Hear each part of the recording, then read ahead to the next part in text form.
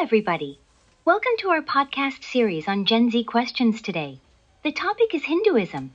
This is a question and answer session between Cindy and Hindu Guruji. Hello, Guruji. My first question is what inspired you to do this podcast? Om Shanti, Namaste. Let there be peace everywhere. I noticed that the younger generation does not know much about Hinduism.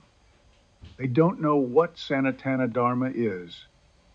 To help them learn the basic concepts, I decided to create short podcasts on this subject by combining my own knowledge with the findings of my research. As Gen Z, where do we begin understanding Hinduism? I'll try to simplify Hinduism concepts and make them more relatable. Hinduism is also known as Sanatana Dharma or Eternal Dharma. The core concept in Hinduism is karma, and everything is related to it.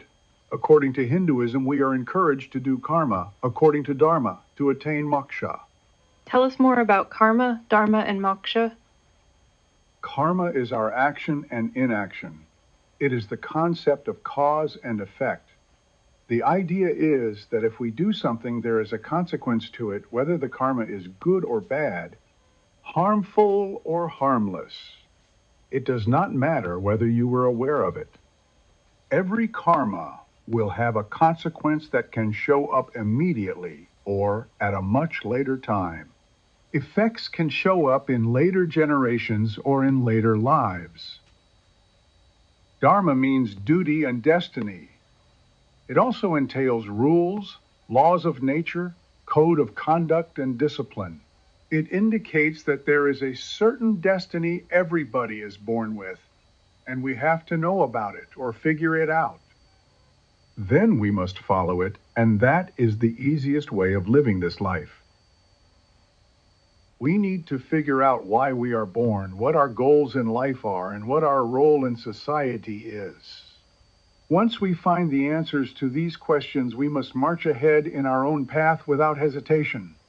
We will then find peace and life will be much better for us.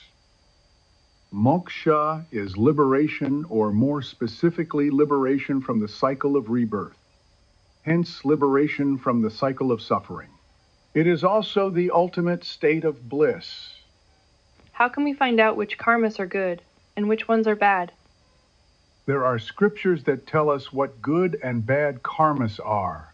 There are stories in epics like Ramayana and Mahabharata that show us examples of good and bad karma. Hinduism emphasizes on figuring it all out by learning, pursuing knowledge, introspection, contemplation, and self-search. How do we find out what our dharma is? In Hinduism, if we follow Dharma, we will be able to live well in this material world. We will get artha, or wealth, and artha lets us experience kama, or pleasure. Once all material things are attained, and our karma is complete, we are better prepared to leave this world and go towards moksha. We may be reborn if our karma is not complete. In Hinduism, we believe it takes millions of rebirths to fully get out of this cycle of rebirths to finally attain moksha. What is God in Hinduism? Brahman is the closest equivalent of the concept of God. Brahman is not a deity, but it is the ultimate truth. It is known by the sound Om. All Hindu gods are manifestations of Brahman. The demigods are reincarnations of those manifestations. Each demigod represents attributes around us that are important for our worldly existence. How do you explain the stereotypical concepts of cow worship, caste system, idol worship, multiple gods, reincarnation, and vegetarianism? In ancient India, cow's milk was the primary source of nutrition for the masses apart from the many benefits of the cow's milk. The cow itself is seen as a very benevolent and friendly animal, similar to how we keep dogs as pets these days. Cows became a part of the family and home. Further, similar to how the people of some countries consume dogs while others don't, Hindus don't eat cows while other people do. The caste system is actually a community identification system stratified during the British rule in India. Caste can also be called professional guilds, where people formed communities around their common profession. People misinterpret caste as Varna. Varna is mentioned in Hindu scriptures.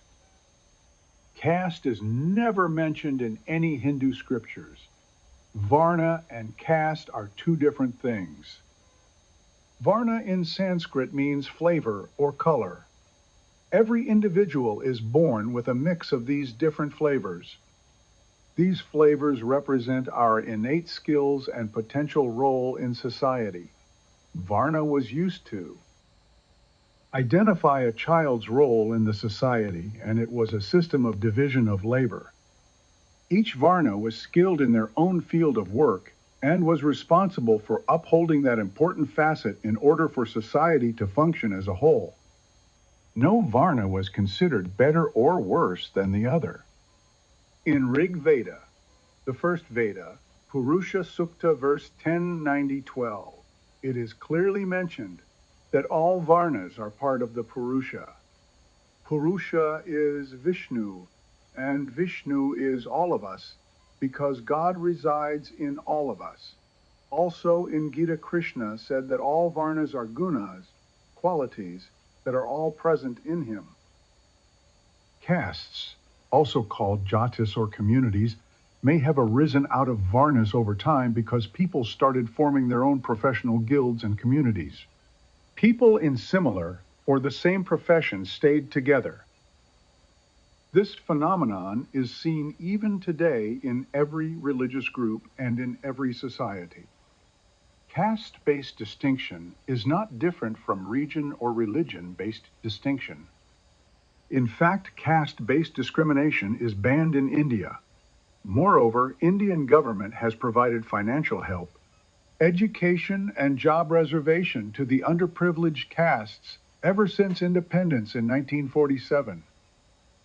Moving forward, people need to know the difference between the word caste and Varna and move away from these community-based segregation. They must also move away from region-based segregation as well as religion-based segregation, if possible, and they should come together under a reconciled common dharma. Idols are a representation of Hindu gods. They exist because it is easy on our brain to relate to the gods. Human beings have limitations in our senses, and we need idols as a medium just like we need books. Audios and videos to tell us stories exactly because of this limitation. Further Hindu gods are simply manifestations of Brahman. Brahman is the ultimate reality and the ultimate truth in Hinduism.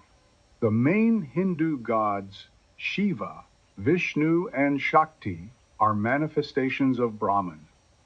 As for reincarnation, Hindus are actively seeking to escape and free oneself from the cycle of death and rebirth through good karma.